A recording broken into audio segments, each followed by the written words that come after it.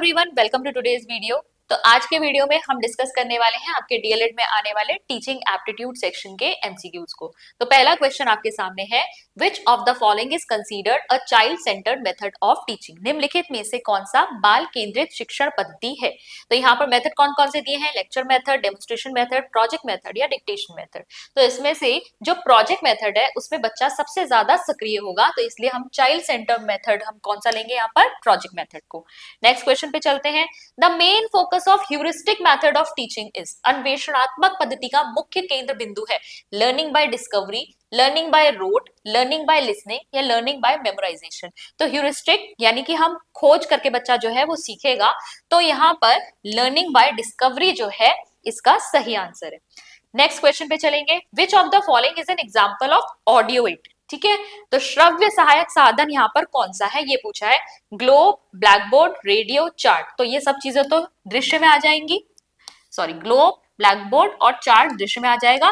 Radio जो है आपका, इसे आप सुन सकते हैं, तो ये क्या है, श्रव्य साधन है। नेक्स्ट पे चलेंगे। Teaching is best described as. शिक्षण का सर्वोत्तम वर्णन है transmission of knowledge, interaction between teacher and students, telling and lecturing या गिविंग इंस्ट्रक्शंस ओनली। ठीक है, तो देखिए कई लोग जो है शिक्षण को सिर्फ ट्रांसमिशन ऑफ नॉलेज कह देते हैं, लेकिन ऐसा नहीं है। शिक्षण वही अच्छा है जिसमें बच्चे और जो टीचर है दोनों अंतःक्रिया कर रहे हैं, दोनों इंटरेक्ट कर रहे हैं, दोनों एक दूसरे की एक्टिविटीज को प्रभावित करते हैं। तो यहाँ पर टीचिंग बेस्ट क्या है आपका, कहाँ पे डिस्क्राइब किया हुआ है, interaction between teacher and students. Next question पे चलेंगे। Learning by doing principle is associated with. करके सीखना सिद्धांत किससे संबंधित है। John Dewey, Thorndike, Pavlov, Skinner. तो देखिए जॉन डीवी जो थे वो एक्सपीरियंशियल लर्निंग को के समर्थक थे, यानी अनुभवात्मक जो सीखना होता है, बच्चा जो है अपने सेल्फ एक्सपीरियंस से सीखे, जो जो उसने day to day life activities में जो चीज एक्सपीरियंस की है उसी से वो जो है नॉलेज अपनी कंस्ट्रक्ट करे। तो यहाँ पर जॉन डीवी जो है इनसे जुड़ा हुआ है आपका लर्निंग बाय डूइंग का principal. Which method is most effective for developing scientific attitude? तो वैज्ञानिक दृष्टिकोण अगर आपको बच्चों में विकसित करना है तो उसके लिए कौन सी पद्धति सबसे अच्छी रहेगी। Lecture method, demonstration method, project method, story telling method. तो प्रोजेक्ट मेथड रहेगा, क्योंकि प्रोजेक्ट मेथड में आपका एक पूरा प्रोसीजर भी होता है कि हम किसी भी प्रॉब्लम को एक साइंटिफिक तरीके से कैसे सॉल्व करते हैं। ठीक है, तो प्रोजेक्ट मेथड इसका सही आंसर है। नेक्स्ट क्वेश्चन पे चलेंगे। The main purpose of teaching aids is to. तो आपके जो शिक्षण सहायक साधन होते हैं उनका मुख्य उद्देश्य क्या होता है। Save teachers time, make learning effective and interesting, decorate the classroom, provide notes to student. साफ साफ आंसर पता चल रहा है, इससे आपका जो सीखना या अधिगम है वो ज्यादा प्रभावी और रोचक हो जाता है। Which of the following is not a psychological basis of teaching? निम्नलिखित में से कौन सा शिक्षण का मनोवैज्ञानिक आधार नहीं है। Interest, motivation, discipline, punishment. तो पनिशमेंट नहीं है, ठीक है, बाकी सारे क्या हैं, इसके मनोवैज्ञानिक आधार हैं। The main objective of remedial teaching is. सहायक शिक्षण का मुख्य उद्देश्य है to provide extra knowledge, to remove learning difficulties, to increase syllabus, to make competition tougher. तो देखिए रेमिडियल टीचिंग यानी कि उपचारात्मक शिक्षण कब होता है आपका, डायग्नोस्टिक टेस्टिंग के बाद। यानी कि जब आप बच्चों को सिखा रहे होते हैं तो बीच बीच में आप टेस्ट लेते हैं, ठीक है, वो क्या कहलाता है, निदानात्मक परीक्षण या फिर डायग्नोस्टिक टेस्ट, जहां पर आप ये चेक करने की कोशिश करते हैं कि बच्चों को किसी टॉपिक में डिफिकल्टी तो नहीं हो रही, कहीं पे कोई जो टॉपिक है उन्हें ना समझ में आ रहा हो, कोई चीज वीक तो नहीं रह गई। तो बच्चों के वीक पॉइंट्स को आइडेंटिफाई करने के लिए आप डायग्नोस्टिक टेस्ट करते हैं। टीचिंग लर्निंग प्रोसेस में डायग्नोस्टिक टेस्ट दो बार किया जा सकता है। पहले आपका शुरुआत में भी होता है जब आप बच्चे की प्रीवियस नॉलेज चेक कर रहे होते हैं या बच्चे का लेवल चेक कर रहे होते हैं, ताकि आप बच्चे को सिखाना शुरू कर सकें। बीच बीच में जब आप टेस्ट लेते हैं वो आप बच्चे के वीक पॉइंट्स को पकड़ने के लिए लेते हैं कि बच्चे को कहाँ कहाँ पे समझ में नहीं आ रहा। जब आपको एक बार पता चल गया कि बच्चे के वीक पॉइंट्स क्या है, उसके बाद आप बच्चे को रेमिडियल टीचिंग देते हैं, यानी कि अब आप फिर से क्या देंगे, उपचारात्मक शिक्षण, उसके वीक पॉइंट्स को दूर करने की कोशिश करेंगे। जो टॉपिक उसको नहीं समझ में आया उसको किसी दूसरी तरीके से पढ़ाएंगे, ठीक है, या किसी और टीचिंग एड की सहायता से पढ़ाएंगे। जैसे भी आप करेंगे वो आपकी रेमिडियल टीचिंग में आती है। तो यहाँ पर आप क्या कर रहे हैं, उसकी सहायता से बच्चे की लर्निंग डिफिकल्टीज को रिमूव कर रहे हैं, तो ये बी ऑप्शन होगा। नेक्स्ट है question number 10। Which of the following is the most traditional teaching add? निम्नलिखित में से सबसे पारंपरिक शिक्षण सहायक साधन कौन सा है? Chart, black board, television, projector. बहुत इजी है, बहुत समय से हम यूज करते हुए आ रहे हैं, बहुत ही पुराने टाइम से आपके जो स्कूल्स हैं उनमें आपका श्यामपट या ब्लैक बोर्ड तो हमेशा हुआ करता था, ठीक है। आज बल्कि उसे व्हाइट बोर्ड या फिर ग्रीन बोर्ड में कन्वर्ट कर दिया गया है, और भी आगे चले तो स्मार्ट बोर्ड में कन्वर्ट कर दिया गया। नेक्स्ट है आपका teaching is a tripolar process, the three poles are. तो टीचिंग को हम क्या कहते हैं? त्रिध्रुवीय प्रक्रिया, या आप शिक्षा को कह सकते हैं त्रिध्रुवीय प्रक्रिया है। तो यहाँ पर जो तीन ध्रुव है उसके क्या है? Teacher student content, teacher method book, student school society या टीचर एग्जामिनेशन करिकुलम। तो आपका जो ट्राइपोलर प्रोसेस है टीचिंग, उसमें टीचर, स्टूडेंट और कंटेंट इसके तीन पोल्स हैं। तो यहाँ पर आपका सही आंसर होगा ए, ठीक है। नेक्स्ट क्वेश्चन पे चलेंगे। Which method is most suitable for primary school children? प्राथमिक स्तर के बच्चों के लिए कौन सी पद्धति सर्वाधिक उपयुक्त है? Lecture method, playway method, discussion method, programme instruction. तो इसका सही आंसर है प्लेवे मेथड। खेल विधि जो है वो बच्चों के लिए उपयुक्त रहती है। The term evaluation in teaching mean, शिक्षण में मूल्यांकन का अर्थ क्या है? Giving marks only, judging students achievement, asking only oral questions, increasing competition. देखो, इवैल्यूएशन को, जो आपका इवैल्यूएशन है उसकी डेफिनेशन में ही कहा गया है, उसे क्या कहते हैं? Value added judgement. क्या कहते हैं? Value added judgement. और ये वैल्यू आप जो दे रहे, वैल्यू एडेड जजमेंट, ये जो जजमेंट आप दे रहे हो ये किसके बेसिस पे दे रहे हो? आपने बच्चे को साल भर असेस किया है, उसका एक रिकॉर्ड आपके पास है, आपने उसको टेस्ट वगैरह दिए, उसमें से मार्क्स आए, वो रिकॉर्ड आपके पास है। उन मार्क्स, उन असेसमेंट के ग्रेड्स या रिकॉर्ड्स के बेसिस पर आप एक फाइनल जजमेंट देते हो। जैसे कि हमारे रिपोर्ट कार्ड मिला करते थे, रिपोर्ट कार्ड में क्या लिखा होता था? टीचर का एक फाइनल रिमार्क लिखा होता है ना, कि कैन डू बेटर या एवरेज परफॉर्मेंस या फिर एक्सीलेंट परफॉर्मेंस, इस तरीके के जो लिखे हुए होते हैं रिमार्क्स, वो क्या होते हैं? दरअसल इवैल्यूएशन होते हैं। That is value added judgement. Overall जो एनालिसिस किया टीचर ने, उसके बाद उन्होंने अपना जजमेंट दिया, तो वही आपका इवैल्यूएशन होता है। तो यहाँ पर आपका जो सही आंसर होगा वो है judging students achievement, B. Next है आपका in the classroom maximum participation of students can be ensured by. कक्षा में विद्यार्थियों की अधिकतम सहभागिता सुनिश्चित की जा सकती है। अब आपके पास यहाँ टीचिंग मेथड्स दिए हुए हैं और आपसे पूछा है कि बच्चा सबसे ज्यादा पार्टिसिपेट किस में कर रहा है। तो यहाँ पर देखेंगे lecture method, question answer method, dictation method, reading method, ठीक है। तो यहाँ पर सबसे ज्यादा एक्टिव जो बच्चा होगा वो क्वेश्चन आंसर मेथड में होगा। नेक्स्ट है आपका the phases of teaching are. शिक्षण के चरण कौन कौन से होते हैं? Planning, organising, evaluating, pre active, interactive, post active, teaching, learning, testing या प्रिपरेशन, डेमोन्स्ट्रेशन, डिस्कशन। तो ये आपका सही आंसर है pre active, interactive and post active. पूर्व क्रियात्मक, अंतःक्रियात्मक और पश्चात क्रियात्मक। जिसमें से प्री एक्टिव फेज आपका प्लानिंग फेज होता है, जिसमें आप सारी चीजें क्या करते हैं? प्लान करते हैं। योजना चरण कहते हैं इसको हिंदी में। योजना चरण में आप सबसे पहले निश्चित करेंगे कि क्या आपके उद्देश्य हैं। सबसे पहले ऑब्जेक्टिव डिसाइड होते हैं बच्चों को पढ़ाने के, उसके बाद टीचिंग कंटेंट आपका क्या है, टीचिंग मेथड क्या यूज करेंगे, टीचिंग एड क्या यूज करेंगे, क्लासरूम में क्या स्ट्रेटेजीज यूज करेंगे, इवैल्यूएशन मेथड कौन से यूज करेंगे, ये सारा प्लानिंग फेज में आप कर लेते हैं। इंटरैक्टिव फेज में टीचिंग परफॉर्म होती है, ठीक है, आप इंप्लीमेंट करेंगे अपनी जितनी भी आपने प्लानिंग करी है उसे। और पोस्ट एक्टिव फेज आपका इवैल्यूएटिव फेज कहलाता है। इवैल्यूएटिव या मूल्यांकन चरण, जहां पर आपने पढ़ा दिया उसके बाद आप क्या कर रहे हैं?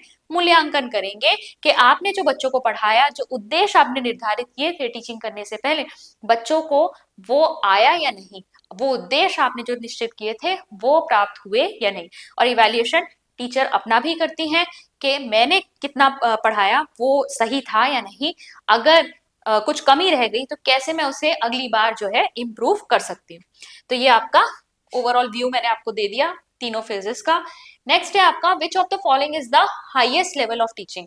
Memory level, understanding level, reflective level, application level. तो हाईएस्ट है आपका रिफ्लेक्टिव लेवल, मोस्ट थॉटफुल, चिंतनशील स्तर, जहां बच्चा जो है प्रॉब्लम सॉल्विंग या क्रिटिकल थिंकिंग डेवलप करता है। सबसे नीचे होता है मेमोरी लेवल, स्मृति स्तर, जहां बच्चा रटता है। फिर होता है अंडरस्टैंडिंग लेवल, जहां बच्चा समझता है, ठीक है, ये छोटी कक्षाओं में इस्तेमाल होगा। उसके बाद थोड़ी बड़ी कक्षाओं में आएंगे तो अंडरस्टैंडिंग लेवल, और उसके बाद और ज्यादा हायर क्लासेस में आएंगे तो reflective level. Memory level teaching mainly emphasises, स्मृति स्तर शिक्षण मुख्यतः किस पर बल देता है? Rote learning, critical thinking, problem solving, logical reasoning. तो हमने अभी अभी देखा रोट लर्निंग पर, रटने पर। Which type of teaching is most teacher centred? कौन सा शिक्षण प्रकार सर्वाधिक शिक्षक केंद्रित है? ऑटोक्रेटिक, डेमोक्रेटिक, लेजिस्फेयर टीचिंग या रिफ्लेक्टिव टीचिंग? तो कौन सा टीचर सेंटर्ड है? टीचर सेंटर्ड जिसमें टीचर ही सर्वे सर्वा है, उन्हीं के हिसाब से सब कुछ होगा, तो वो ऑटोक्रेटिक टीचिंग है।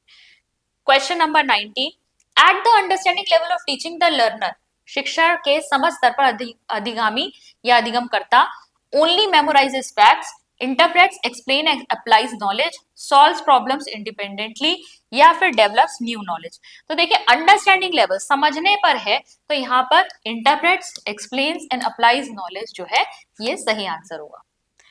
और लास्ट क्वेश्चन देखेंगे, post active phase of teaching is mainly concern with preparing lesson plan, teaching in the classroom, evaluation and feedback, interaction with student. तो इसका सही आंसर है इवैल्यूएशन एंड फीडबैक। इसको मैंने अभी अभी आपको फेजेस में भी समझाया। हाय गाइस, तो आज बात कर लेते हैं पार्टनरशिप की, और इसमें आपका जो पहला क्वेश्चन है वो आप अपनी स्क्रीन पर देख सकते हैं। और इस सवाल में आपको क्या दिया हुआ है, 4 cowherds take a pasture on rent.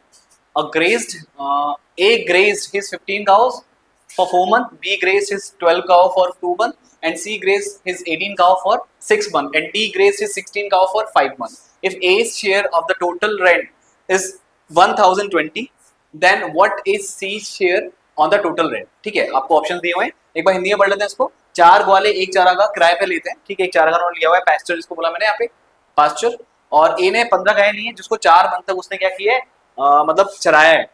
B ने 12 गाय 2 महीने के लिए, सी ने 18 गाय 6 महीने के लिए, और डी ने 16 गाय 5 महीने के लिए ली है।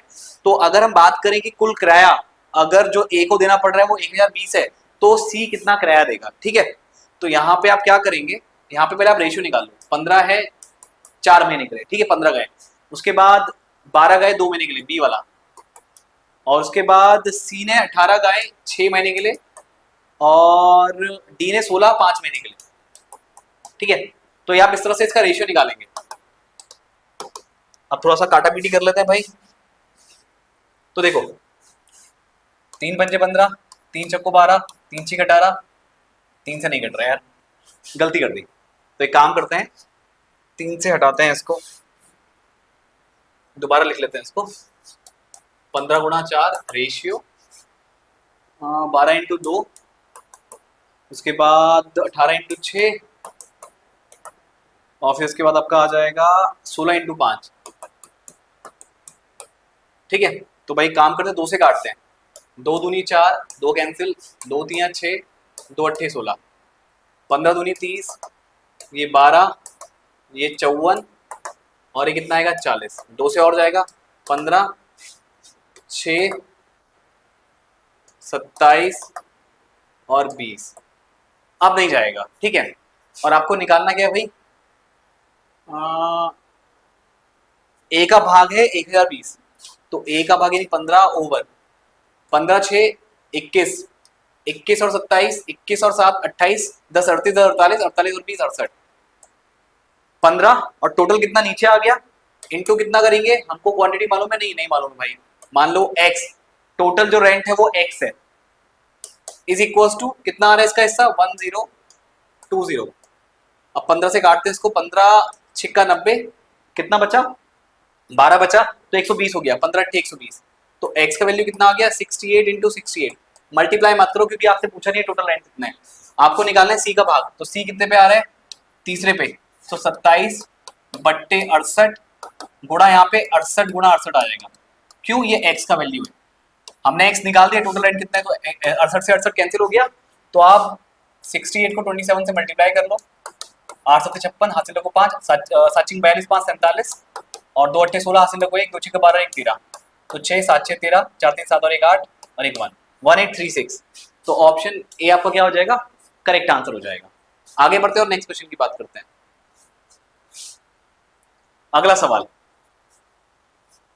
ए B C invested this respectively in partnership. If the annual profit is this, then the share of A, B and C in the profit will be respectively. ठीक है, तो क्या करो भाई, इसका रेशियो निकाल दो, 35,000, 45,000 और 55,000, ठीक है।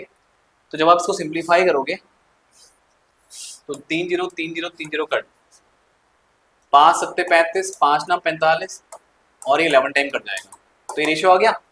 अब हर एक का पूछा है टोटल प्रॉफिट इतना है, तो ए का शेयर कितना होगा भाई, पहले सब ए का ऊपर आ गया पार्ट और इन सबको जोड़ दो।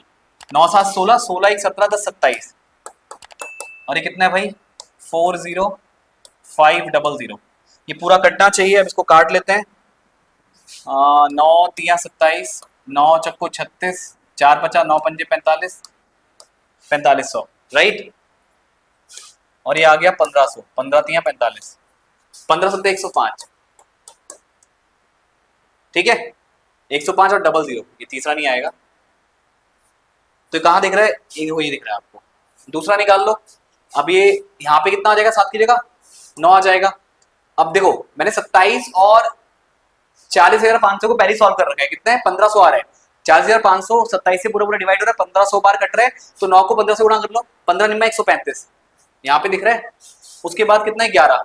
अब यहाँ पे 7 की जगह 11 आ जाएगा, 11 को किससे गुणा करना है 1500 से, तो 15 गुणा 11, 11 पंजे 55, हासिल लगू 5, 11 कम 11 5 16, 165।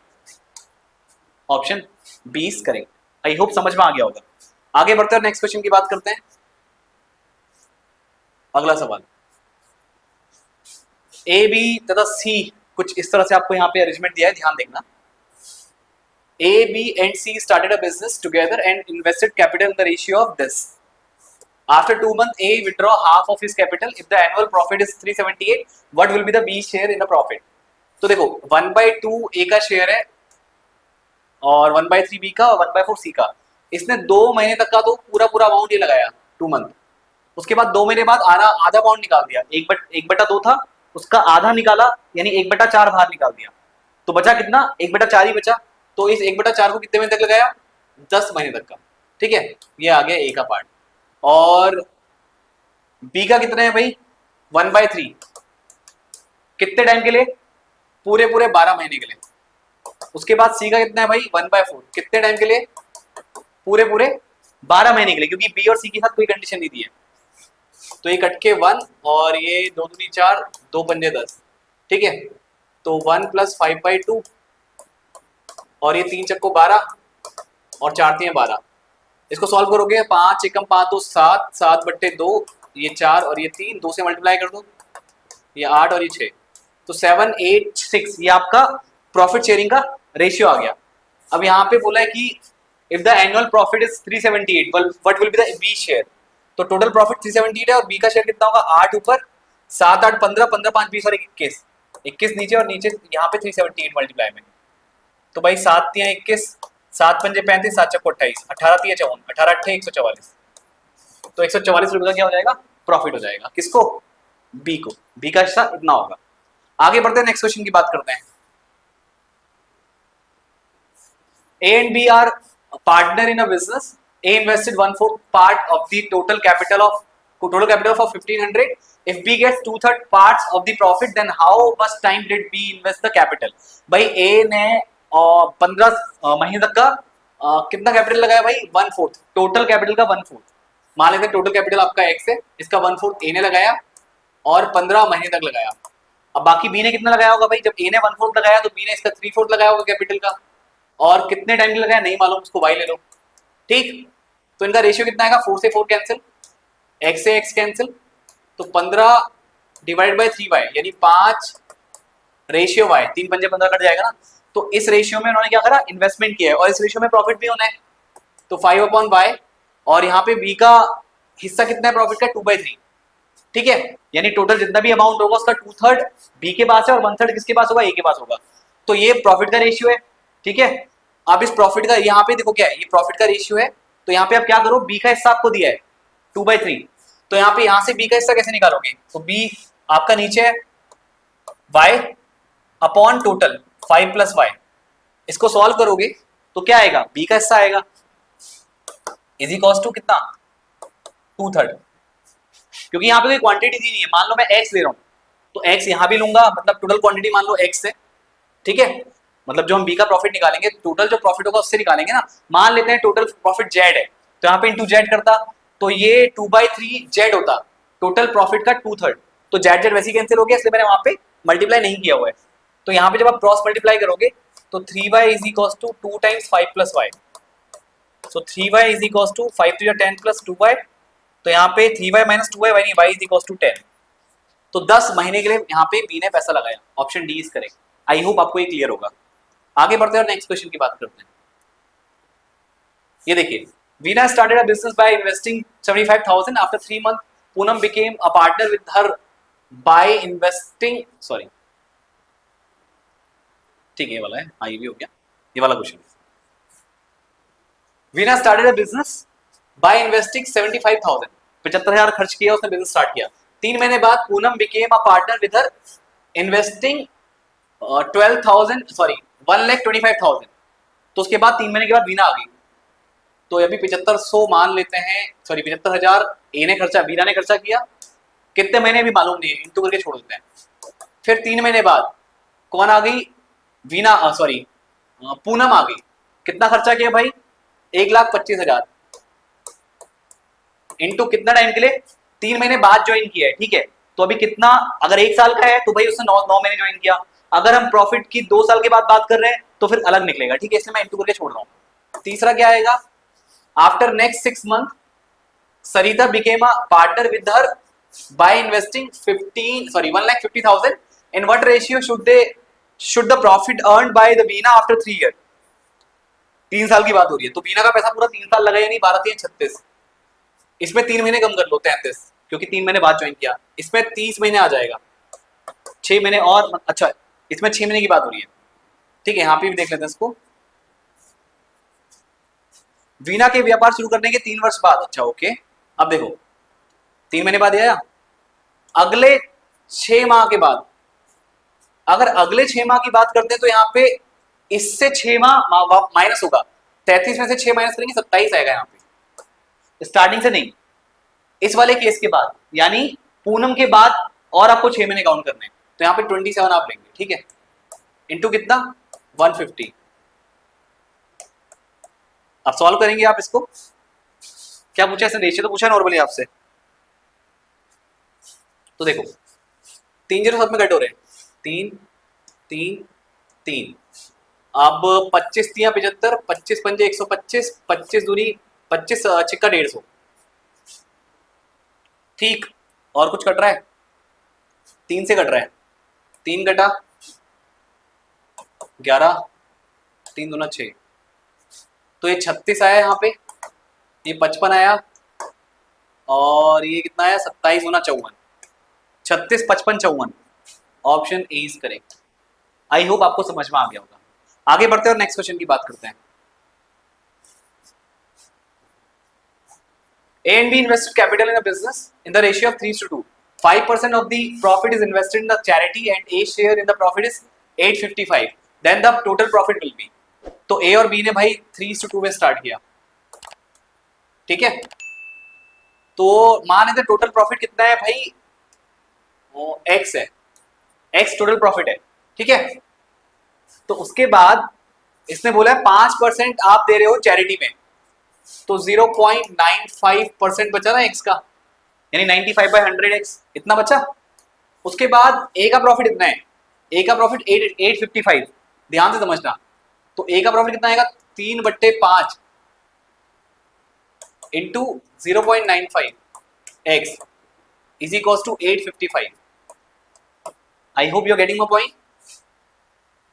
तो ये आपका कितना आ जाएगा 3/5 गुणा 95/100, X बराबर 855, 19 पंजे 95, 19 दूनी 38 19 चौको 76, 85 में 76 गया 9, 19 पंजे 95, फिर 5 नाम 45, फिर 3 तिया 9, तो x upon 5 into 100 is equal to 3, 5 तिया 15 और यहाँ पे 100 से मल्टीप्लाई करेंगे 1500, तो टोटल प्रॉफिट कितने का भाई 1500, option C is correct.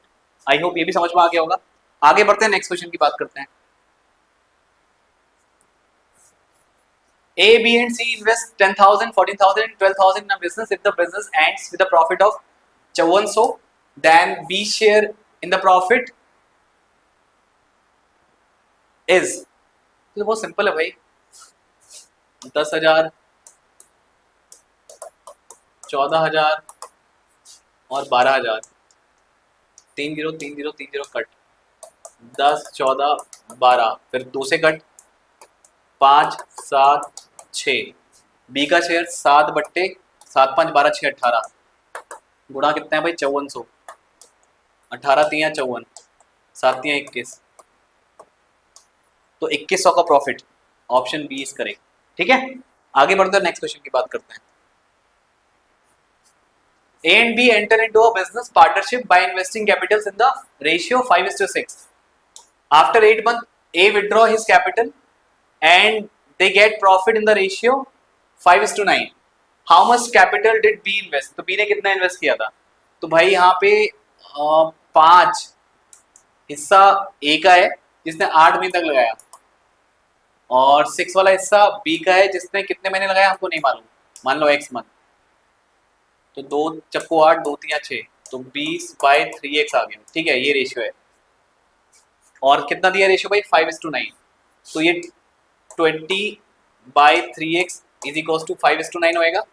Profit का रेशियो से इक्वल कर दो, जिस अमाउंट में मतलब पैसा खर्च कर रहे हैं उसी अमाउंट उसका रेशियो निकालोगे, वही तो प्रॉफिट का भी रेशियो होगा, और प्रॉफिट का रेशियो ऑलरेडी आपको दिया हुआ है, तो 3 3 9, तो x कितना आएगा, क्रॉस मल्टीप्लाई करोगे तो 20 या 60 बट्टे 5, 12 पंजे 60, यानी 12 महीने के लिए, 12 महीने यानी 1 साल, option D is correct. I hope ये क्वेश्चन भी आपको क्लियर होगा। देखो थोड़ा स्पीड से करना पड़ेगा, ये नॉर्मल सी कैलकुलेशन की है। 20/3x को आप किसके इक्वल रखेंगे, 5:9 के इक्वल, क्रॉस मल्टीप्लाई करेंगे, वहां से आंसर आएगा। अब अगर आप बीच में बोलते हैं सर क्रॉस मल्टीप्लाई कैसे करते हैं, तो यानी आपकी तैयारी बहुत बेकार चल रही है, थोड़ा तो आपको खुद से भी करना पड़ेगा, वरना 1 घंटा लग जाएगा ऐसे क्वेश्चन को करने में जो कि जल्दी हो सकते हैं। ठीक है, मतलब और भी क्वेश्चन है, अभी मैंने 8 ही किए हैं, टोटल 15 क्वेश्चन है, अगर मैं इतनी तेजी से नहीं भागूंगा तो फिर बहुत स्लो होगा। आई होप आप मेरी बात समझ रहे होंगे कि किस तरह से मैं यहाँ पे करने की कोशिश कर रहा हूँ। मैं बहुत आराम से भी करा सकता हूँ, लेकिन उसमें आपका टाइम वेस्ट है, और अगर आप कह रहे हैं कि आपको इस पॉइंट पे आके भी समझना पड़ रहा है, तो मतलब आपको बहुत मेहनत करने की जरूरत है। चलिए आगे बढ़ते हैं, नेक्स्ट क्वेश्चन की बात करते हैं। 3 persons A, B and C start a business together. They invest 30,000, 24,000, 42,000 respectively. After 4 months, B leaves 6,000, C 10,000. If at the end of the year they make a profit of 11,520, then B share in the profit will be. तो भाई A ने किया है 30,000, और eight the end of year की बात कर रहे हैं, यानी 1 साल के अंदर बात हो रही, तो इसने 12 महीने तक पूरा लगाया, और 24,000 लगाया बी ने, कितने टाइम के लिए, 4 मंथ, और 4 मंथ के बाद उसने कितना निकाल दिया, 6,000 निकाल दिया, तो बचा कितना है इसमें से, 18,000। ठीक है, 18,000 कितने टाइम के लिए, 8 महीने के लिए, 8 4 12। फिर सी की बारी, कितना लगाया भाई, 42,000, और 4 महीने तक लगाया, और उसके बाद निकाल दिया कितना, 10,000, तो 32,000 बचा, कितने टाइम के लिए, 8 महीने के लिए। अब इसका रेशियो निकालना है, तो सिंप्लीफाई करते हैं। तो देखो 3 0 देखो ये कॉमन लेके आप कट कर सकते हो, मैं इसमें यहाँ पे 1000 कॉमन लूंगा, फिर को कट करूंगा, तो 3 0 ऐसे कट होंगे, सेम यहाँ भी कट हो रहे हैं, बहुत इजी बन गया। अब 30 गुणा 12 आ रहे हैं, ये 24 गुणा 4, रे प्लस करके कितना आएगा, 18 इंटू 8, उसके बाद रेशियो 42 गुणा 4 प्लस 32 गुणा 8, और कुछ कट रहा है, कट रहा है। अब देखो आप काट सकते हो किससे, 6 से काट रहे हो, हाँ 6 से काट सकते हो, नो 6 से नहीं काट सकते, 4 से काट लो भाई, 4 3 12, 4 कटा 4 दूनी 8, 4 कटा 4 दूनी 8। ठीक है, अब कितना बचा, 30 गुणा 3 24 और 36, 24 ये है, और 18 दूनी 36, 36 4 40, 50 60, अरे 42 और 32 दूनी 64, 64 और 42, 4 2 6, 6 4 10, 106। ठीक है, अब 3 से काट दो, 3 से कट रहा है, नहीं कट रहा है, 2 से कट रहा है, 15 30,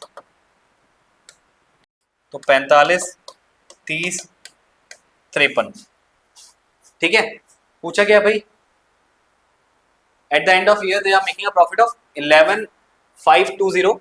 तो बी का शेयर तो 30/45 और 30, 75, 75 और 53,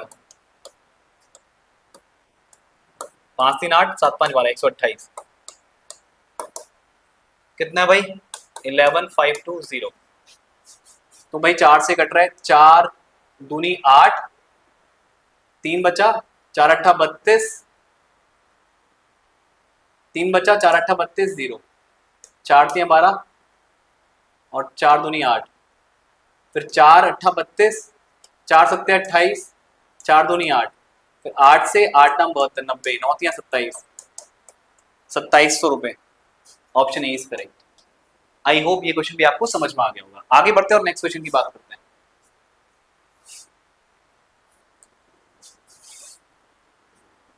Two partners invest in a business by investing capital of 12,500 and 8,500 at the end of the year. It is decided to divide 60% of the profit equally, while the remaining profit is considered as interest on the capital. ठीक है भाई, जितना profit हो रहा है उसका 60% ही profit में count होगा, वो भी बराबर बराबर, और बाकी 40% वापस से वो ले लिया जाएगा एज अ इंटरेस्ट। ठीक है, तो if one partner gets 320 more than the other partner then find the total profit. तो एक काम करते हैं, यहाँ पे मान लो टोटल प्रॉफिट एक्स है, ठीक है, और 0.6% ही प्रॉफिट में काउंट होगा, बाकी जो 0.4 है उसको अलग साइड कर दो भी। इसमें इक्वली बांटा है तो 0.3x और 0.3x, ये ए का और ये बी का। अभी जो खर्चा होगा यहाँ पे, मतलब जो ये 0.4x जो इंटरेस्ट पे करेंगे, ठीक है, अभी पहले यहाँ पे हिस्सा निकाल लेते हैं इसका। अगर मैं ए की बात करूँ, ए कितना पे कर रहा है यहाँ पे, ए यहाँ पे इतना कितना पे कर रहा है, ए का निकलेगा यहाँ पे 125,000 और बाय 85, 2 जीरो कट गए, 5 17 टाइम कटेगा, 17 बंदे 85 और 25 यहाँ पे।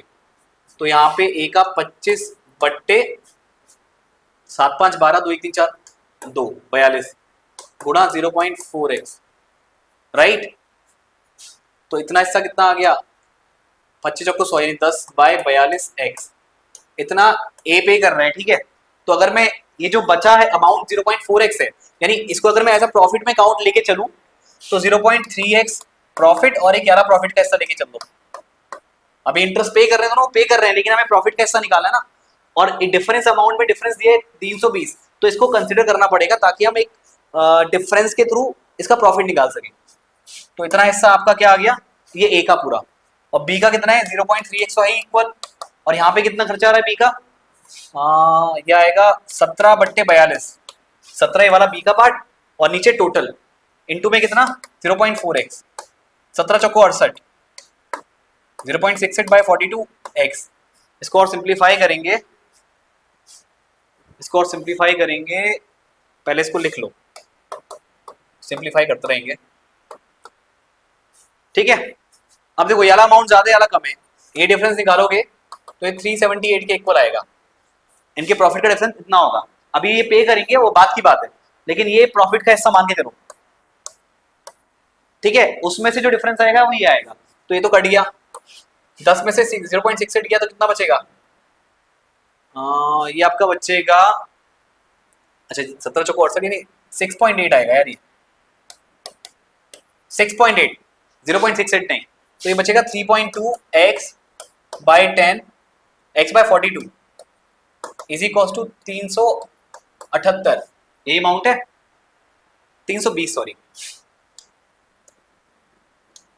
320, ये पॉइंट हटाएंगे तो एक जीरो यहाँ पे बढ़ा दो, और ये कितनी बार गया 100 बार चला जाएगा, तो x कितना आ गया 100 इंटू 42, 4200। तो टोटल प्रॉफिट कितने का होगा 4200 का होगा। अब ये इंटरेस्ट वो वहां जाएगा, लेकिन अभी पहले काउंट तो प्रॉफिट में ही करो ना, उसके बाद जब देंगे वो देते रहेंगे, तो उसकी हेल्प से आपको पूरा इक्वेशन बनेगा और वहां से आप x का यानी प्रॉफिट का वैल्यू निकाल सकते हैं।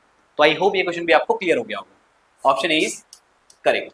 आगे बढ़ते हैं और नेक्स्ट क्वेश्चन की बात करते हैं।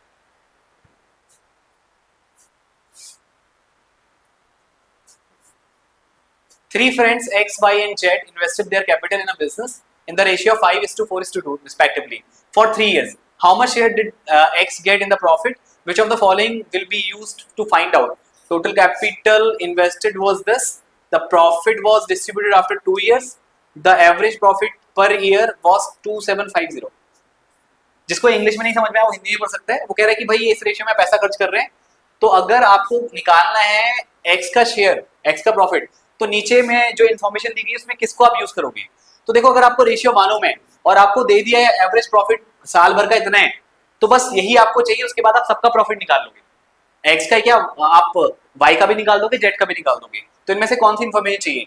खाली यही चाहिए, इससे हो जाएगा, या अदर भी चाहिए? खाली इससे ही आपका सारा कुछ निकल जाएगा, क्योंकि टोटल प्रॉफिट दिया है और रेशियो आपको मालूम है, तो ऊपर के दो की जरूरत ही नहीं है। तो यहाँ पे ओनली आप कह सकते हैं ओनली सी, ओनली थर्ड, तीसरा चाहिए हमको, बस इसके अलावा कुछ नहीं।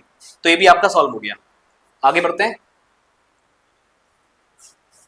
A sum of money is divided among P, Q and R in the ratio this 3:5:7। ऊपर नहीं साफ है, मतलब यहाँ पे पॉइंट लगाना भूल गए हो, तो आप यहाँ पे इसको देख सकते हैं। If the amount received by R is 4,000 more than the amount received by Q, then what will be the total amount received by P and Q? ठीक है, तो भाई यहाँ पे 3x, 5x और 7x है, और क्या बोला इसने, P और Q के बीच का डिफरेंस, ये P, ये Q, ये R, तो यहाँ पे डिफरेंस कितना है? अगर मैं 3x, 5x और 7x लेके चलूं, तो 5x माइनस 3x, P और Q का डिफरेंस 2x आएगा। ये किसके इक्वल? 4000 के इक्वल दिया है यहाँ पे, तो कितना आएगा? 2000। x का वैल्यू 2000 आ गया। और क्या पूछे? P and Q, what will be the total amount received by P and Q? तो P एंड Q ये है 5 3 8, 8 इंटू 2000, 8x निकालना ना आपको, तो 16000। Option C is correct. I hope ये क्वेश्चन भी आपको क्लियर हो गया होगा। आगे बढ़ते हैं और नेक्स्ट क्वेश्चन की बात करते हैं। Ninad, Vikas and Manav start a business together. Initially Ninad invest some amount, कुछ अमाउंट उसने किया, मान लेते हैं x। आफ्टर 6 मंथ, कितने महीने के लिए अभी हमको नहीं पता। आफ्टर 6 मंथ, ये भी इंटू छोड़ देते हैं। Vikas join the business by investing twice as much money, यानी x किया निनाद ने, तो विकास ने किया कितना? 2x। कितने टाइम के लिए भाई? आफ्टर 6 मंथ किया, कितने महीने के लिए मालूम नहीं है, ठीक है, क्योंकि हमें पता नहीं है कि कब प्रॉफिट बांट रहे हैं। After 8 month Manav join the business by investing thrice as much money as Vikas. तो भाई 2x का थ्राइस कितना होगा? 6x। कितने टाइम के लिए मालूम नहीं, 8 महीने के बाद खर्च किया, इतना मालूम है। What is the Manav share out of the total profit of this eight the end of year? साल के अंत में बात हो रही है, तो भाई इसने पूरा 12 महीने, इसने कितना 6 महीने बाद, तो भाई 6 बचा, इसने 8 महीने बाद, तो भाई 4। करेक्ट। तो भाई x काटो, फिर 12 आ रहा है, 12 आ रहा है, 24 आ रहा है, 1:1:2, 12 कम 12, 12 कम 12, 12 दूनी 24। ये आपका रेशियो आ गया। What is the Manav share out of the total profit of this? तो मानव का शेयर, मानव का है भाई, हाँ मानव सबसे लास्ट में, तो 2 बाय सबका जोड़, टोटल नीचे, इंटू 4,5,000, तो 4 एकम 4, फिर 4 एकम 4, 4 दूनी 8, 4 पंजे 20, 0, इसका डबल कर दो, 22,500। 22,500, इसको उठा के देख लेते हैं, नहीं है तो option none of these. Okay, I hope ये क्वेश्चन भी आपको क्लियर हो गया होगा। आगे बढ़ते हैं और नेक्स्ट क्वेश्चन की बात करते हैं। अगला ही है आपका।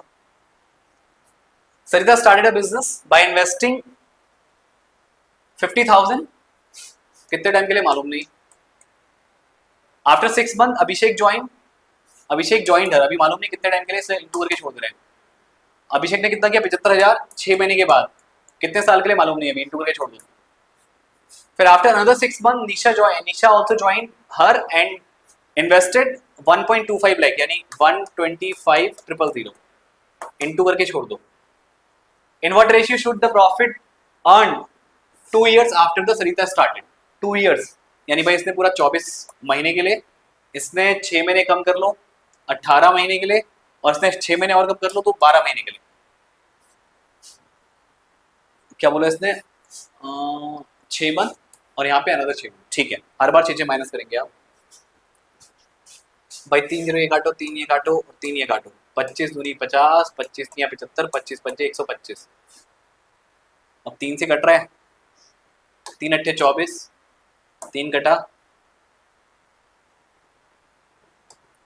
3 चक्को 12, 8 दूनी 16, 18, 5 चक्को 20, 2 से काटो 8, 9, 10, 8:9:10। Option 20 correct. I hope guys ये क्वेश्चन भी आपको क्लियर हो गया होगा। आगे बढ़ते हैं, नेक्स्ट क्वेश्चन की बात करते हैं। Pankaj started a business by investing 42,000. After 4 months, Nitin became his partner by investing 57,000. At the end of the year, the total profit was 26,000. Okay, what is the difference between the share of Pankaj and Nitin in the total profit? इनके share के बीच में difference क्या है? Okay तो भाई 42,000, ठीक है 42,000, okay एक जीरो और लगाओ। और कितने साल के लिए? Eight the end of year, यानी 12 साल की 12 महीने की बात हो रही है। आफ्टर 4 मंथ नितिन ज्वाइन, तो भाई 8 महीने यहाँ पे इसने मतलब इन्वेस्ट किया, 4 महीने बाद आया था और कितना लगाया 57,000। तो भाई ये रेशियो आप निकाल लेंगे, कुछ कट रहा है कटेगा, 3 0 काटो पहले, ठीक है तो 4 तियां 12, 4 दूनी 8, 3 से 57 कटेगा 19 बार, ठीक है फिर 2 से ही काटो 21 बार, तो 21:19 ये निकल गया है प्रॉफिट का रेशियो, ठीक है और टोटल प्रॉफिट इतना है। तो what is the difference between the share of Pankaj and Nitin in the total profit, ठीक है तो भाई टोटल प्रॉफिट में डिफरेंस कितना आएगा, यहाँ ध्यान से देखना, टोटल प्रॉफिट इतना है, ठीक है डिफरेंस पूछा है इससे, तो भाई 21x और ये 19x, डिफरेंस कितने का है 2x का, ठीक डिफरेंस 2x का है, लेकिन पहले आपको x निकालना पड़ेगा, तो अब इन दोनों को जोड़ दो, 20 और 19 कितना आ जाएगा, सॉरी 21 में 9 जोड़ोगे 30, 30 40, तो 40x बराबर कितना आ रहा है भाई 26,000, 0 से 0 कटा 1, 4 छिक्का 24, 2 बचा 4 पंजे 20, 650, तो 650 को 2 से गुणा कर दो, ठीक है 650 को 2 से गुणा कर दो, यही आपका आंसर है, तो 650 गुणा 2 करोगे 1300 आएगा, तो option is correct. I hope guys ये सारे क्वेश्चन आपको समझ में आ गए होंगे, बाकी ऐसे सिमिलर क्वेश्चन आप प्रैक्टिस कीजिए ताकि आप अच्छे से इसकी तैयारी कर पाए। बाकी अब बढ़ेंगे अब आगे वाले सेशन में नेक्स्ट पार्ट की, ठीक है चलिए गाइस बात करते हैं कैलेंडर की, और कैलेंडर में आपका पहला क्वेश्चन है 10 January was Monday, then what will happen on 22 January. तो देखिए 10 को सोमवार है, माफ कीजिएगा 10 को सोमवार, उसके बाद 17 को सोमवार, हर 7 दिन के बाद आपका डे रिपीट होता है, फिर 24 को सोमवार, बताना 22 को है, तो 23 को संडे और 22 को सैटरडे, तो option A is correct. Okay तो आगे बढ़ते हैं, नेक्स्ट क्वेश्चन की बात करते हैं। नेक्स्ट है if the third day of the month is Monday, third day, then which of the following will be the 5th day after the 21st day of the month, 21st day। तो निम्नलिखित में से उस दिन के 21वें दिन से आगे, 21वां दिन पहले इसमें निकालो, देखो 7 को मंडे आएगा, फिर 17 को मंडे आएगा, फिर 24 को मंडे आएगा, उसके बाद आपको निकालना कितने पे, 21 + 5 26 पे, 5 दिन आगे, तो 25 को ट्यूसडे और 26 को Wednesday, option C is correct, ठीक है आगे बढ़ते हैं, नेक्स्ट क्वेश्चन की बात करते हैं। इफ 1 नवंबर इज मंडे, ठीक है पहली तारीख को मंडे आ रहा है, then what day will be on 25th, what day will be on 25th, okay तो पहले को मंडे, फिर 8 को मंडे, 15 को मंडे, 22 को मंडे, 23 को ट्यूसडे, 24 को वेडनेसडे, 25 को थर्सडे, गुरुवार। ऑप्शन सी इज करेक्ट, या ऑप्शन सी इज करेक्ट। आगे बढ़ते हैं और नेक्स्ट वाले क्वेश्चन की बात करते हैं। टुडे इज संडे, आज Sunday, so what will be the 59th day after today. देखो आज संडे है, 59th डे आफ्टर टुडे, ठीक है। तो आज से इतने दिन बाद क्या आएगा, ठीक है। तो यहां पे पहले को है, अब अगले को देखो ध्यान से समझना। अगला संडे कब आएगा, 8 को। फिर से अगला संडे कब आएगा, 15 को। फिर 22 को। फिर संडे कब आएगा, 29 को, ठीक।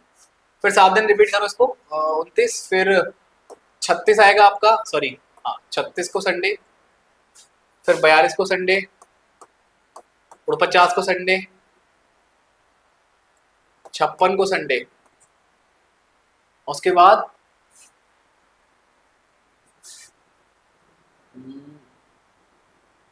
56 के बाद आपका 57 को मंडे, 58 को ट्यूसडे, 59 को वेडनेसडे। समझ रहे हैं आप, लेकिन थोड़ा लेंथी हो गया। अब मैं सीधे इसको डिवाइड करूं 7 से, 7 8 जा 56, तो कितना बचा, 3, ठीक है।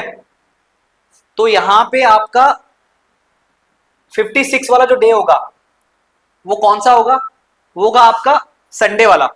अब 3 दिन एक्स्ट्रा है, तो मंडे, ट्यूसडे, वेडनेसडे। आप इसको ऐसे भी निकाल सकते हैं। आई होप यू गॉट इट। आगे बढ़ते हैं, नेक्स्ट क्वेश्चन की बात करते हैं। If 15th June falls on 3 days after tomorrow, which is Friday. तो फ्राइडे 18 को है, then which day will fall on the last day of the month? जून है, जून 30 का ही होता है, तो अगला फ्राइडे कब आएगा, 25 को। उसके बाद 26 को सैटरडे, 27 को संडे, 28 को मंडे, 29 को ट्यूसडे और 30 को Wednesday. Option C is correct. I hope you got it. अच्छा एक सेकेंड, तो महीने की अंतिम तारीख को कौन सा दिन पड़ेगा, 15th जून फॉल्स, ओके एक सेकेंड, 15 जून फॉल्स, एक गड़बड़ हो गई यहाँ पे। 15th जून फॉल्स 3 days आफ्टर टुमारो। ओहो, 15 को है फ्राइडे,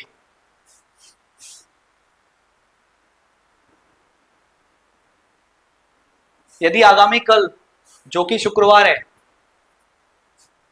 के 3 दिन बाद 15 जून है, ठीक है। एक गड़बड़ हो गई, इसको करेक्ट करते हैं। थोड़ा यहाँ पे पढ़ने मैंने गड़बड़ कर दिया। अब ध्यान से देखना, आगामी कल, ये आज है और ये कल है, ठीक है। आगामी कल जो कि शुक्रवार है के 3 दिन बाद 15 जून है, 1 2 3, यहाँ पे 15 जून है,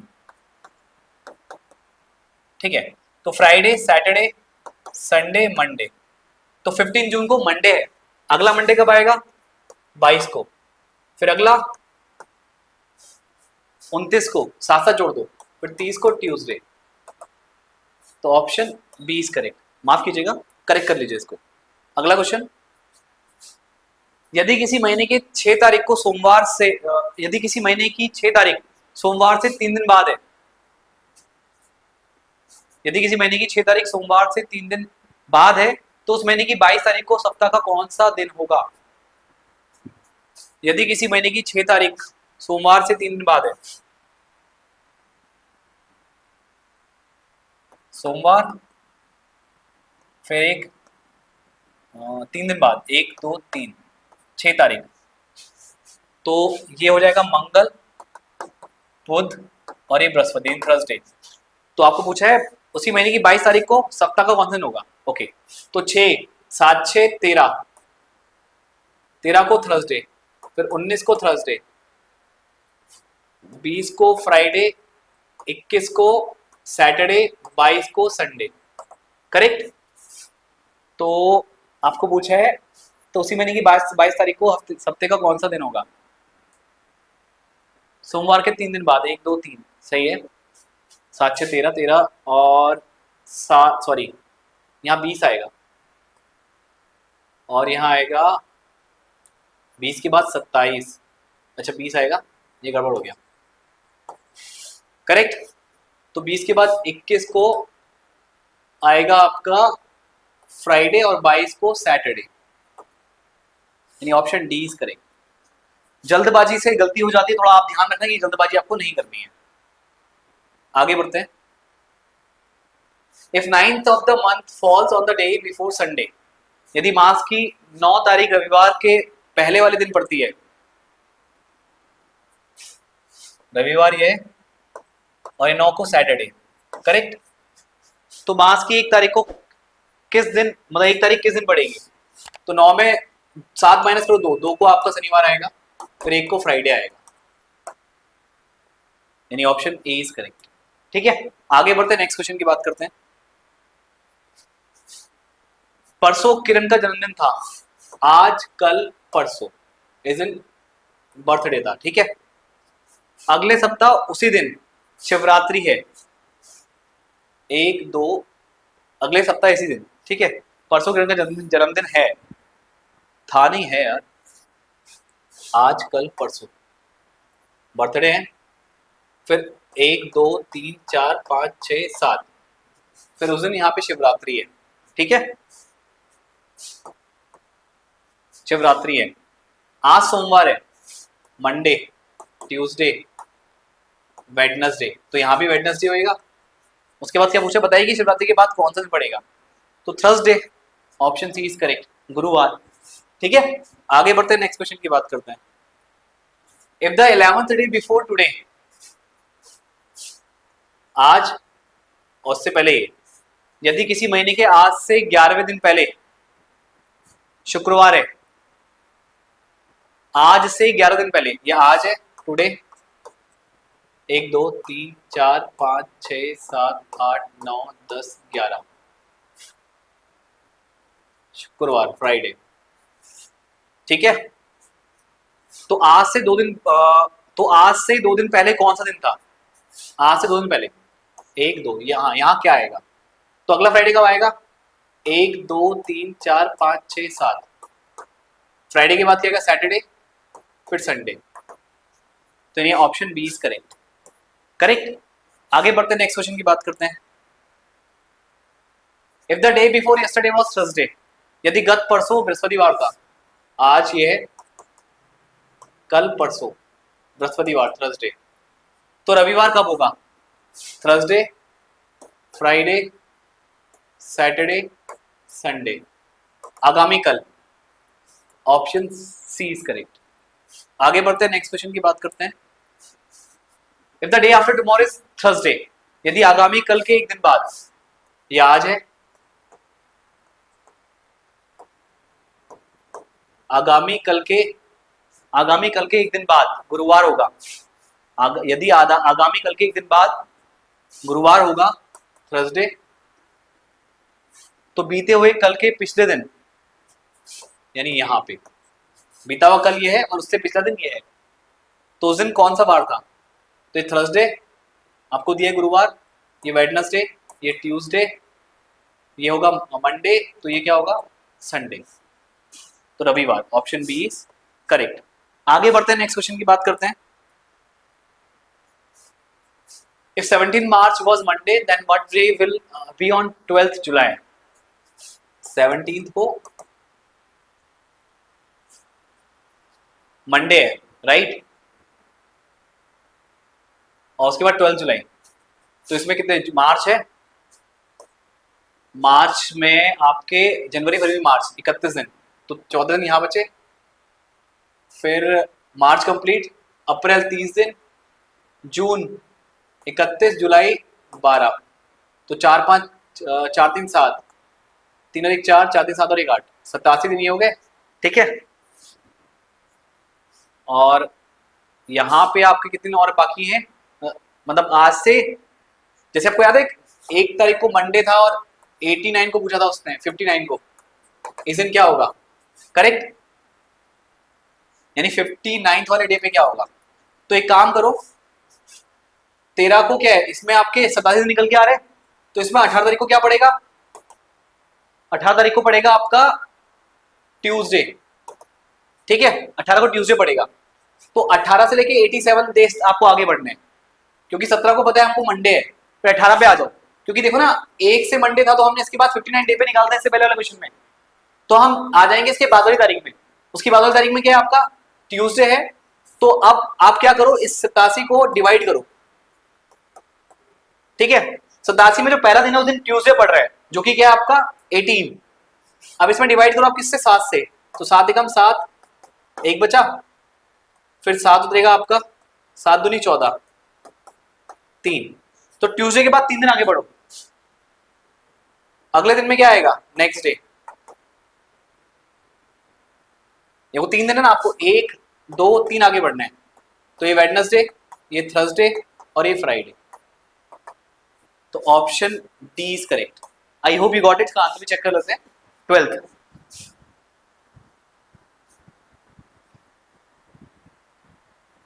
12th का ए, 1 सेकेंड, हमने सही कैलकुलेट किया, 7 एकम 7, एक बचा, 17 हो गया, 7 दूनी 14, 3 बचेगा।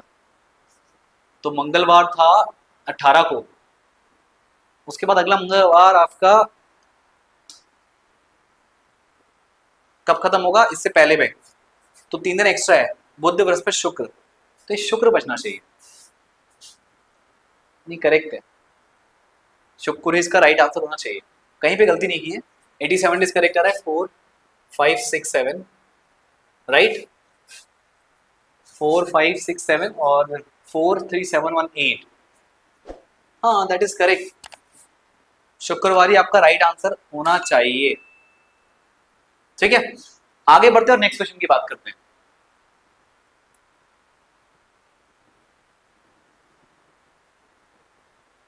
इसको देखिए, if 25th August is in a year is Thursday,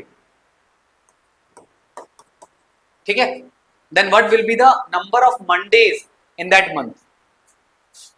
अगस्त की बात हो रही है, अगस्त 30 का होता है, नहीं अगस्त 31 का होता है, तो इस बार 7 जोड़ेंगे, नहीं जोड़ पाएगा, तो आप एक काम करो, मंडे की बात चल रही है, थर्सडे, उसके बाद फ्राइडे, सैटरडे, संडे, फिर मंडे, 26 27 28 29 को मंडे, फिर 22 को मंडे, फिर आपका आएगा 15 को मंडे, फिर आपका आएगा 8 को मंडे, फिर 1 को मंडे, 1 2 3 4 5, तो 5 मंडे इसमें निकल के आएंगे, ठीक है। एक बार से पिछले वाला क्वेश्चन आप एक बार खुद से ट्राई कर लेना, वैसे मुझे उम्मीद है कि मैंने कहीं गलती नहीं की है, बाई चांस कहीं गलती हुई होगी तो एक बार प्लीज चेक जरूर करना, क्योंकि यहाँ पे जो मैं वो आंसर शीट है उसमें सैटरडे दिखा रहा है, बट आई थिंक सैटरडे होना नहीं चाहिए। चलिए आगे बढ़ते हैं, नेक्स्ट क्वेश्चन की बात करते हैं, इसका तो 5 है।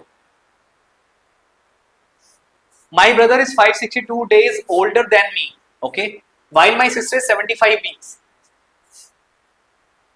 okay, 75 weeks older than my brother. If my sister was born on Tuesday, then on which day of the week was I born?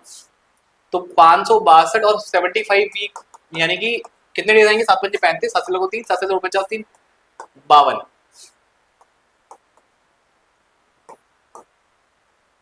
7 पंजे 35, 7 लगो 3, 7 से 2 50 3 52, तो 5 2 7 6 2 8 10, 1087। तो इसमें अगर 7 से डिवाइड करें, इतना दिन बैक जा रहे हैं हमको, क्योंकि यहाँ पे 562 मतलब जो उसका भाई है वो 562 दिन बड़ा है, और जो उसकी बहन है वो इस वाले भाई से 75 वीक्स ओल्डर है, तो टोटल मिला करके माई मतलब मैं खुद की बात कर रहा हूँ, ठीक है, जो यहाँ पे क्वेश्चन माई है वो आप खुद से उसको रिलेट कर लो, तो आपको इतने दिन बैक जाना है, तब आपको तो लगेगा आपका जन्मदिन कब है। तो 7 एकम 7, 3 बचा, 38 हो गया, 7 पंजे 35, 3 बचा, फिर 37 आएगा, यहाँ पे 37 हो गया, 7 पंजे 35, 2 बचा, ठीक है। तो यानी कि आप इतना दिन बैक जाओगे, ठीक है, तो आपको ट्यूसडे पे पहुंचे। अब ट्यूसडे से 2 दिन बैक जाना है आपको, क्योंकि इतना आप बैक जा रहे हो, 7 से डिवाइड कर रहे हो, हर 7 में आप पीछे जाओगे तो आपका मंगलवार आता जाएगा। अब मंगलवार से 2 दिन पीछे जाना है आपको, तो मंगलवार में एक माइनस करो, सोमवार उसमें एक माइनस करो, फिर रविवार। करेक्ट? तो संडे आपका राइट आंसर होगा। तो ऑप्शन ए इज करेक्ट। ठीक है, आगे बढ़ते हैं, नेक्स्ट क्वेश्चन की बात करते हैं। अब इस वाले क्वेश्चन की बात कर लेते हैं। आपका लास्ट क्वेश्चन है, which of the following is a leap year. Leap year के लिए अगर सेंचुरी है तो आपको 400 डिवाइड करके चेक करना है, 400 से डिवाइड करके, और अगर आपका नॉर्मली ईयर है तो आपको 4 से डिवाइड करना है। तो लास्ट के 2 में 82 है, जो कि 4 का मल्टीपल नहीं है, तो ये नहीं हो सकता। 04 है, 4 का मल्टीपल है, तो ये आपका राइट आंसर है। ये पूरा 4 से डिवाइड होगा, ये नहीं होगा और ये भी नहीं होगा। लास्ट के 2 डिजिट में जो है वो 4 से डिवाइड नहीं हो रहे हैं। तो ऑप्शन बी आपका क्या है, राइट आंसर है। लीप ईयर मतलब जिसमें एक दिन एक्स्ट्रा होता है। ठीक है, तो ऑप्शन बी इज करेक्ट। तो आई होप गाइस ये सारे क्वेश्चन आपको समझ में आ गए होंगे। बाकी इसके सिमिलर क्वेश्चन जितने आप प्रैक्टिस करेंगे उतनी अच्छी आपकी तैयारी होगी। ठीक है, बाकी मिलते हैं नेक्स्ट सेशन में। आज के सेशन में इतना ही, बाय एवरीवन। हम पहले क्वेश्चन पे चलते हैं। पहला क्वेश्चन हमारा क्या कहता है, अंग्रेजों ने सूरत में पहली फैक्ट्री किसकी अनुमति से स्थापित की थी। ठीक है, तो जब अंग्रेज लोग यहाँ पे अपना आए सूरत में, जब इनने पहली फैक्ट्री अपनी लगाई थी तो किसके काल में लगाई थी, इन्होंने जो है वो आपका जहांगीर के काल में लगाई थी। किसके काल में लगाई थी, जहांगीर के काल में। ठीक है, उस समय आपके बहुत सारे, अगर हम बात करें तो सन 1600 में जब आपका अकबर का राज चल रहा था, उसमें ईस्ट इंडिया कंपनी की स्थापना हुई थी। लेकिन भारत में जब ये आपके आए तो जहांगीर के शासनकाल में आए। उसके बाद दूसरा क्वेश्चन है, निम्नलिखित देशों में से किसके पास दुनिया का सबसे बड़ा यूरेनियम भंडार है। ठीक है, सबसे बड़ा यूरेनियम रिजर्व जो है वो आपका किसके पास है, वो आपका ऑस्ट्रेलिया के पास है। किसके पास है, ऑस्ट्रेलिया के पास है। अगर हम ये प्रश्न देखें तो ये क्वेश्चन जो है वो आपका मिडिवल हिस्ट्री का है। ठीक है, ये हम बात करें तो भूगोल का जो आपका खनिज वाला चैप्टर है। ठीक है, खनिज वाले चैप्टर से ये क्वेश्चन आता है, इसको नोट भी करते रहना। पूरा एनालिसिस जो है वो मैं आपको बाद में बता दूंगा। तो 2 क्वेश्चन हमारे हो गए। अब थर्ड क्वेश्चन और फोर्थ क्वेश्चन पे चलते हैं। थर्ड क्वेश्चन हमारा क्या कहता है, निम्न में से किस नदी का उद्गम भारत में है। भारत में है पूछा हुआ है। देखो, ब्रह्मपुत्र नहीं है, सतलुज नहीं है, सिंधु नहीं है। इसका उत्तर क्या है, इसका उत्तर है ऑप्शन नंबर सी, चिनाव जो है, चिनाव इसका जो है वो आपका एक सही उत्तर है। उसके बाद अगला क्वेश्चन है, निम्न में से किस में उच्चतम ऊर्जा होती है। हरा प्रकाश, लाल प्रकाश, नीला प्रकाश और पीला प्रकाश। ठीक है, तो इसका जो सही उत्तर होगा, इसका सही उत्तर क्या है, इसका सही उत्तर है आपका नीला प्रकाश। ये आप लोगों ने विबग्योर वाला जो है वहां पे आपने पढ़ा होगा, डिस्पर्सन किस तरीके से वो आपका उतना जो है वो आपका विचलित जो है वो विचलित हो जाता है। तो ये क्वेश्चन जो है ये फिर से आपका ज्योग्राफी का क्वेश्चन है, भूगोल का प्रश्न है। ये जो है ये आपका विज्ञान का प्रश्न है। ठीक है, किसका है, ये आपका विज्ञान का प्रश्न है। उसके बाद चले हम अपने अगले क्वेश्चन पे। क्वेश्चन नंबर हमारा जो है 5th और 6th। पहले 5th पे चलते हैं। 5th क्वेश्चन क्या कहता है, ये पॉलिटी का क्वेश्चन है। किसका क्वेश्चन है, ये क्वेश्चन जो है ये आपका पॉलिटी जो है वहां का क्वेश्चन है कि भारतीय संविधान के अंतर्गत निम्नलिखित में से कौन सा मूल कर्तव्य नहीं है। अगर आपको मूल कर्तव्य फंडामेंटल ड्यूटीज पता होंगी तो फंडामेंटल ड्यूटीज हमने कहां से ली थी, सोवियत रूस से, सोवियत संघ यानी रसिया से जो है, रसिया से हमने आपका ली थी। ये हमने बाद में जोड़े थे। मूल अधिकार हमने पहले से ही आपका हमारे संविधान में थे। ठीक है, तो लोक चुनाव में मतदान करना, वैज्ञानिक प्रवृत्ति विकसित करना, सार्वजनिक संपत्ति की सुरक्षा करना, संविधान के प्रति निष्ठावान रहना, उसके आदर्शों का सम्मान करना। ठीक है, तो इसका जो सही उत्तर है, इसका सही उत्तर क्या है, लोक चुनावों में मतदान करना एक हमारी फंडामेंटल ड्यूटी नहीं है। कोई जरूरी नहीं है कि आप वोट दो। ठीक है, तो ऑप्शन नंबर ए जो है, ऑप्शन नंबर ए इसका जो है वो सही आंसर है। और किसका क्वेश्चन है, ये आपका पॉलिटी जो है, पॉलिटी का आपका क्वेश्चन है। ओके, चलिए 6 क्वेश्चन पे चलते हैं। क्वेश्चन नंबर हमारा जो है 6 पे देखते हैं। 6 हमारा क्या कहता है कि करों और सरकारी कामकाज, ठीक है, के निर्वाह में हुई अन्य प्राप्तियों से संघीय सरकार को प्राप्त हुआ समूचा राजस्व जमा होता है। All revenues received by the union government by the way of taxes, other receipts and for the conduct of government businesses are credited to। ठीक है, तो जो आपका ये है, ये कहां से आपका होता है, तो ये होता है भारत की संचित निधि। ये भी आपका जो है पॉलिटी वाला क्वेश्चन है। ठीक है, ऑप्शन नंबर सी जो है, ऑप्शन नंबर सी इसका जो है, ऑप्शन नंबर सी इसका राइट आंसर है। उसके बाद अगले क्वेश्चन पे चले। अगला क्वेश्चन आपका क्या कहता है, अगला क्वेश्चन कहता है कि निम्न में से, ठीक है, ये है निम्न में से कौन पृथ्वी ग्रह पर कार्बन चक्र में कार्बन डाइऑक्साइड का योगदान करते हैं। विज्ञान का प्रश्न है, कार्बन साइकिल वाला क्वेश्चन है। Carbon cycle, oxygen cycle, water cycle, ये सभी आप लोगों ने जो है पढ़े हुए होंगे। इसके ऑप्शंस अगर हम यहाँ पे देखना चाहें, इसके ऑप्शंस हम देखेंगे ज्वालामुखी क्रिया, श्वसन, प्रकाश संश्लेषण और आपका जो है जैव पदार्थ। ठीक है, तो कार्बन डाइऑक्साइड जो है, कार्बन डाइऑक्साइड हम श्वसन में आपका नहीं लेते हैं, या अगर हम बात करें कार्बन योगदान, ठीक है, कार्बन चक्र में इसका योगदान। अच्छा, क्वेश्चन दूसरा है, क्वेश्चन है कि कार्बन डाइऑक्साइड आपका कौन छोड़ता है। ठीक है, तो कार्बन डाइऑक्साइड आपका ये भी छोड़ता है, ये भी छोड़ता है और ये भी छोड़ता है। तो 1 2 4 ऑप्शन नंबर जो है, ऑप्शन नंबर सी जो है, ऑप्शन नंबर सी इसका राइट आंसर है। ठीक है, जब हम ऑक्सीजन इनहेल करते हैं तो कार्बन डाइऑक्साइड बाहर निकलती है, वही कार्बन डाइऑक्साइड जो है वो आपका देती है। ज्वालामुखी जब नीचे से गैसेस निकलती हैं तो कार्बन डाइऑक्साइड आपकी आती है। जैव पदार्थों का क्षय होता है तो वहां से कार्बन आपका निकलता है। प्रकाश संश्लेषण में क्या होता है, ये कार्बन डाइऑक्साइड, जैसे आपने इसका पढ़ा होगा 6CO2 plus 6H2O is equal to C6H12O6 plus 6O2, ये है। तो यहां पे आप उसको क्या कर रहे हो, कंज्यूम कर रहे हो। तो 1 2 4 सही है, तो ऑप्शन नंबर जो है, ऑप्शन नंबर सी सही है। और ये आपका जो है साइंस यानी विज्ञान का जो है, विज्ञान का आपका प्रश्न है। ओके, चलिए अगले क्वेश्चन पे चलते हैं। क्वेश्चन नंबर है 8। ठीक है, 8th क्वेश्चन आपका क्या कहता है, ये करंट अफेयर का क्वेश्चन है। ठीक है, तो अब ये क्वेश्चन आपका आना नहीं है। ठीक है, क्वेश्चन नंबर 8 जो है, क्वेश्चन नंबर 8 का आंसर अगर आप देखेंगे तो इसका आंसर जो है वो आपका ऑप्शन नंबर क्या है, ऑप्शन नंबर आपका बी है। करंट अफेयर के भी क्वेश्चन आपके लिए जो है वो पूछे जाते हैं। ठीक है, उसके बाद हम चलें अपने अगले प्रश्न पे, 9वें प्रश्न पे। ठीक है, 9वां प्रश्न एक आपका विविध वाला क्वेश्चन है, जिसमें आपके दिन जो हैं वो पूछे जाते हैं। ठीक है, कौन सा डे कब है। तो क्वेश्चन है, विश्व प्रेस स्वतंत्रता दिवस कब मनाया जाता है। World press freedom day is celebrated on 3 मई, 3 जून और उसके बाद 5 मई और 5 दिसंबर। क्वेश्चन नंबर 9, क्वेश्चन नंबर 9 का जो है वर्ल्ड प्रेस डे आपका कब मनाया जाता है, ये आपका जो है 3 मई को मनाया जाता है। कब मनाया जाता है, 3 मई। क्वेश्चन नंबर 9 जो है, 9 का आपका ऑप्शन नंबर जो है, ऑप्शन नंबर आपका ए आंसर जो है, ए आंसर आपका सही है। उसके बाद चले 10th क्वेश्चन पे। 10th क्वेश्चन हमारा क्या कहता है, 10th क्वेश्चन है खेलों में से, ठीक है, ये भी उस समय का आपका करंट अफेयर का क्वेश्चन है। किसका क्वेश्चन है, ये आपका करंट अफेयर का क्वेश्चन है। इसका जो है वो आपका क्या है, ऑप्शन नंबर ए जो है, ऑप्शन नंबर ए इसका आपका सही उत्तर है। उसके बाद चले हमारे अगले प्रश्न पे, क्वेश्चन नंबर जो है 11 और 12 पे हम चलते हैं। ठीक है, तो ये आपका कहां का प्रश्न है, ये आपका भूगोल का प्रश्न है और ये आपका जो है पॉलिटी वाला क्वेश्चन है। क्वेश्चन क्या कहते हैं, क्वेश्चन देख लेते हैं। Which one of the following is the oldest mountain range in India. Easy question है, बहुत बार ये क्वेश्चन आपका पूछा जाता है।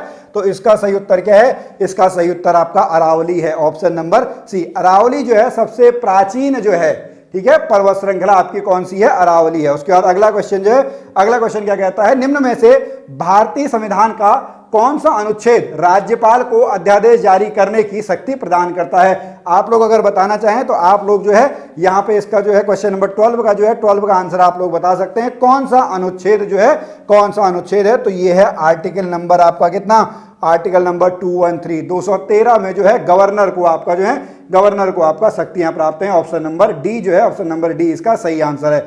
उसके बाद फिर से हम अगले क्वेश्चन पे चले। अगला क्वेश्चन, क्वेश्चन नंबर 13 और 14 क्या कहता है, लोकसभा में अविश्वास प्रस्ताव प्रस्तुत करने के लिए कितने सांसदों के समर्थन की आवश्यकता होती है, मिनिमम। ये भी पॉलिटी का क्वेश्चन है, नीचे वाला भी जो है वो पॉलिटी का क्वेश्चन है।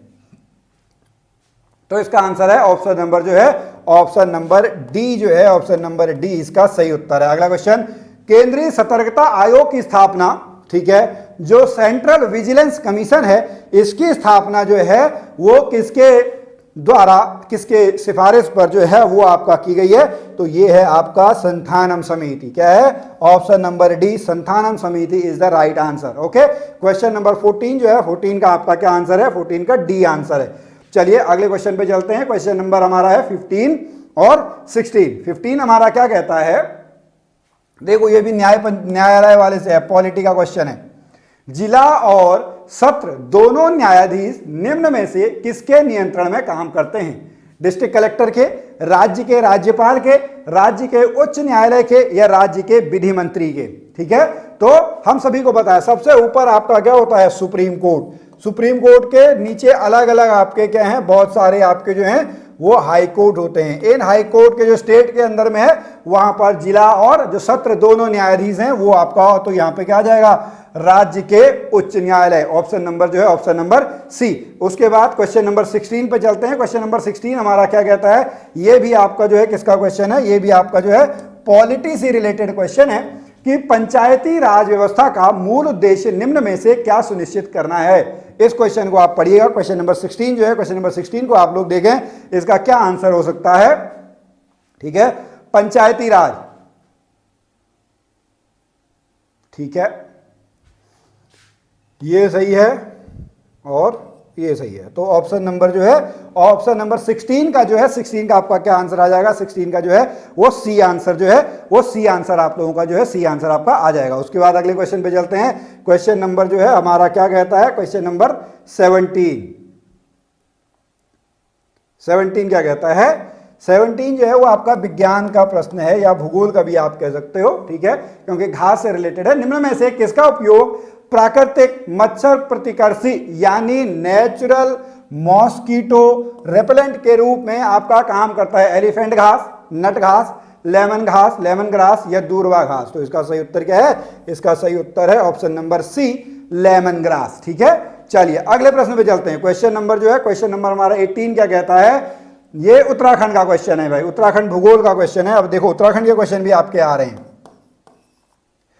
झिरोली, बागेश्वर और चंडाक पिथौरागढ़ में आपका कौन सा खनिज जो है वो मुख्य रूप से आपका जो है मुख्य रूप से आपका पाया जाता है? तो ये बहुत ही इजी क्वेश्चन है।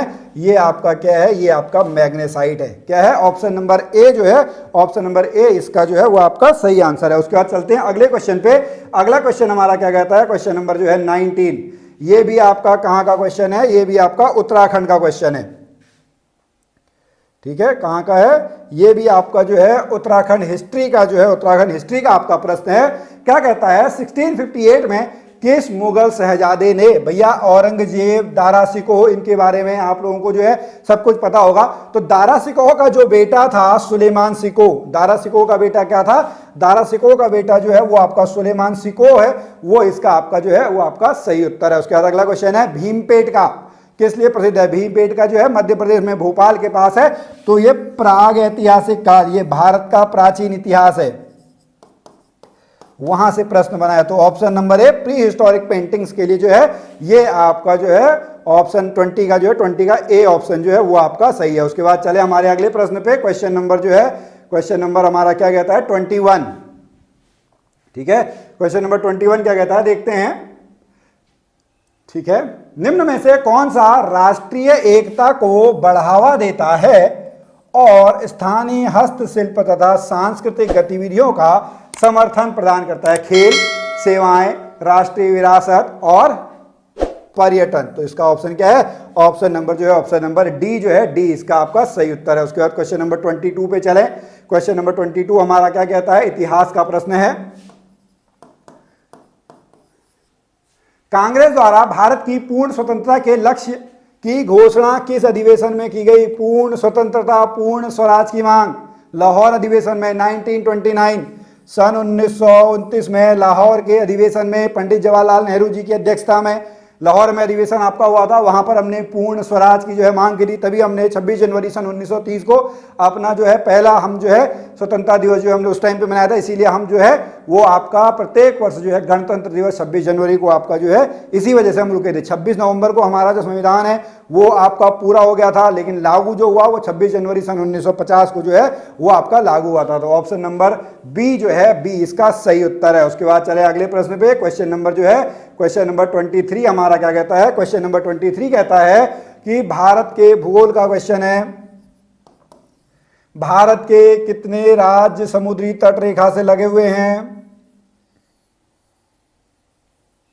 इस तरीके से आपका बना है। तो इधर हमारा अरब सागर होता है, इधर हमारा बंगाल की खाड़ी होता है। तो कितने जो राज्य हैं वो आपके इनसे लगे हुए हैं? तो ये कौन से हैं? ये आपका सबसे ज्यादा जो 9 राज्य लगे हुए हैं, ठीक है। और इसमें जो सबसे लंबी तट रेखा है वो आपका किसकी है, वो आपकी गुजरात की जो है, गुजरात की सबसे लंबी तट रेखा गुजरात की आपकी है, ठीक है। अगले क्वेश्चन पे चलें। अगला क्वेश्चन हमारा क्या कहता है, क्वेश्चन नंबर 24 जो है वो आपका किसका प्रश्न है, 24 जो है वो आपका विज्ञान का है। कौन सा प्राकृतिक बहुलक नहीं है, which is not a natural polymer, natural नहीं है, तो देखने से ही पता लग रहा है इजी क्वेश्चन है, इसका है option number B, plastic is the right answer. उसके बाद नेक्स्ट क्वेश्चन चलते हैं, क्वेश्चन नंबर जो है 25 क्या कहता है, कंप्यूटर में निम्न में से कौन सा, अभी देखो कंप्यूटर के क्वेश्चन भी आ गए भैया आपके, तो कंप्यूटर भी आप लोगों को जो है कंप्यूटर भी पढ़ना है। कंप्यूटर में निम्न में से कौन उच्च स्तरीय भाषा को मशीनी भाषा में जो है, मशीनी भाषा में आपका बदलता है, क्वेश्चन नंबर जो है, क्वेश्चन नंबर 25। तो 25 का जो आंसर है, 25 का आंसर क्या है, ऑप्शन नंबर जो है compiler is the right answer. Okay, उसके बाद अगला प्रश्न क्या कहता है, अगला प्रश्न कहता है आपका कि राज्य लोक सेवा आयोग के अध्यक्ष की नियुक्ति कौन करता है, ठीक है। तो राज्य लोक सेवा आयोग की जो है वो नियुक्ति आपकी कौन करेगा, तो हम अगर देखें ये है राज्य लोक सेवा आयोग के अध्यक्ष की नियुक्ति कौन करेगा भैया, राज्य का राज्यपाल करेगा। फिर से ये पॉलिटी का क्वेश्चन है, देखो पॉलिटी के बहुत सारे प्रश्न आ गए भाई अभी तक। ओके, चलिए अगला क्वेश्चन, क्वेश्चन नंबर जो है 27 पे चलें, भूगोल का प्रश्न है। क्या कहते हैं कि प्रायद्वीपीय भारत की सबसे लंबी नदी कौन सी है, गोदावरी। ऑप्शन नंबर जो है, ऑप्शन नंबर डी जो है, डी इसका सही उत्तर है 28। निम्न में से कौन सा जो है वो आपका भारतीय रिजर्व बैंक आरबीआई सन 1935, ठीक है। तो आरबीआई का आपका क्या काम नहीं है ये आपको बताना है। तो आरबीआई का हमारे पास जो है विदेशी व्यापार का नियमन, इसका काम नहीं है, इकोनॉमिक्स का क्वेश्चन है, option number B, regulation of foreign trade, इसका जो है वो आपका काम नहीं है, ठीक है। चलिए अगला क्वेश्चन, क्वेश्चन नंबर जो है 29 हमारा क्या कहता है कि मानव विकास रिपोर्ट निम्न में से किस संस्था द्वारा प्रकाशित की जाती है, विविध वाला प्रश्न है, ठीक है। मानव विकास रिपोर्ट जो है क्वेश्चन नंबर 29, यूएनडीपी, यूनेस्को, विश्व बैंक, आईएमएफ, तो इसका जो सही उत्तर है वो आपका क्या है, यूएनडीपी, ठीक है, यूनाइटेड नेशन डेवलपमेंट प्रोग्राम। अगला question, question number 30, LPG, liquid petroleum gas. Liquid petroleum gas में आपका कौन सा होता है, लिक्विड पेट्रोलियम गैस में आपका ब्यूटेन होती है, हमारे घरों में जाती है वो आपकी एलपीजी आती है, तो ऑप्शन नंबर जो है, ऑप्शन नंबर सी है। ये आपका विविध वाला प्रश्न है, ये आपका विज्ञान से रिलेटेड प्रश्न है। ओके, चलिए अगले क्वेश्चन पे चलते हैं, क्वेश्चन नंबर जो है 31, 32 एक साथ ही देख लेंगे।